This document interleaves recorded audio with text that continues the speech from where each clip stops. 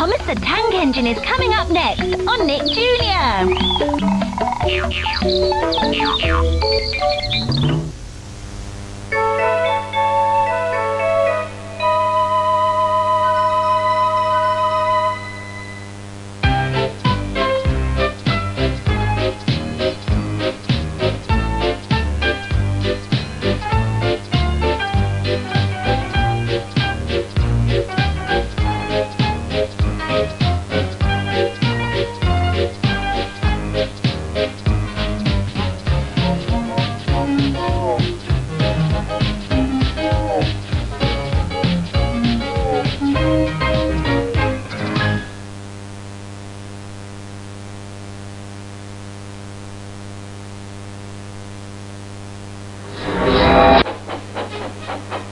Summer had came to the island of Sodor, and all the engines were hard at work.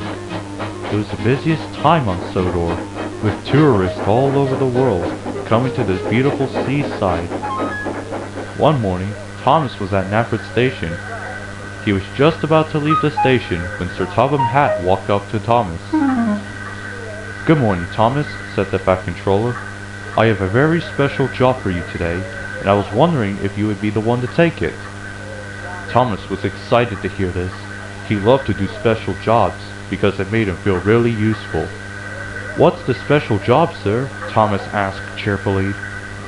"The special job is to take the children down to the seaside," Sir Topham had announced. "Do you think you can do it?" "Oh yes, please," Thomas said with a big smile on his face. The Fat Controller smiled. "That's a good engine," the Fat Controller remarked. "Run along now, Thomas. The children are waiting for you." And off Thomas went with Annie and Clarabelle.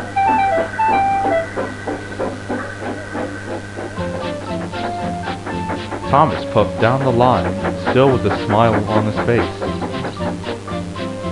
It was going to be an exciting job for him. When he arrived at the station, he saw the kids on the platform. They too were happy as well. "Beep beep," said Thomas. "Good afternoon." The kids were happy to see Thomas, but weirdly, they seemed to be chuckling to themselves. Thomas saw this and began to grow worried. "What is so funny?" Thomas asked. The kids stopped laughing, but still they smiled. "We just thought up of something fun we could do while we head down to the beach," replied the young girl. "Wouldn't it be fun if we zoomed down the rails? We could have the thrill of a lifetime," a young boy remarked. This only made Thomas even more weary. "Race down the lines?" Thomas asked, very concerned. "I'm not allowed to race down the lines anymore. What would Sir Topham Hatt say?" "Sir Topham Hatt will never know," the girl responded. "Besides, it will be like racing with Bertie the Bus." Suddenly, the kids started to chant, "Come on, Thomas," over and over again. Thomas didn't want to race down the line and ignore Sir Topham Hatt's orders, but he didn't want to disappoint the children. Finally, Thomas gave in. "Oh, all right," said Thomas. "You've bent my funnel. Let's have some fun." And as if by magic, the kids started to celebrate all at once. While Thomas was glad that he made the kids happy, he had an awful feeling in his boiler about this.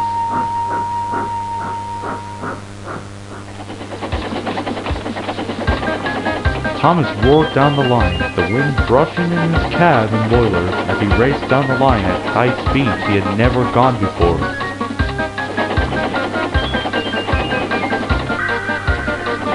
He reached past Gordon, nearly colliding head-on. "Slow down, Thomas!" Gordon shouted at Thomas. But Thomas didn't respond. He had never had this much fun in his life. He continued to go faster down the line. Then there was trouble. Down the line, Bertie was stuck on the crossing after his engine gave out. He felt miserable as now he was running late. Just then, he heard Thomas's whistle in the distance.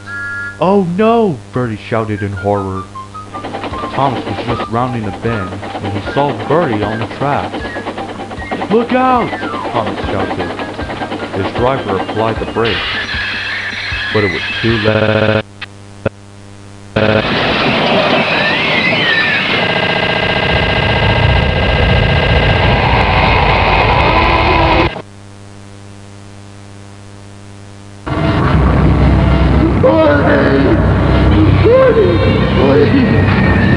Please go!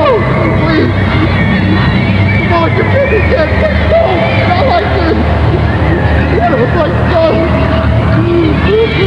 What have I done?